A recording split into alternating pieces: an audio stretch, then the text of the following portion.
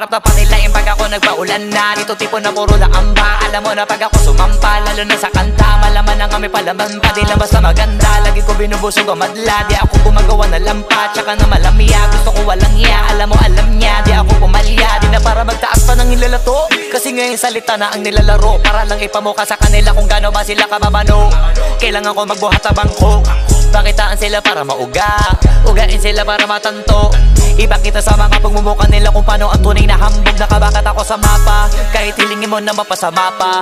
Alam mo naman sanay ako sa papag, tsaka lahat ang dapat ay nagawa na. Kaya nandito na ako sa malambot na kama. Isa yan sa mga bagay na wala ka.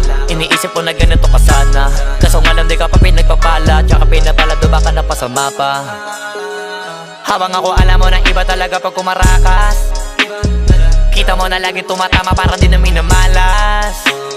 Parami na lang na parami kasi wala na nababawas. Iba talaga pag pumalas.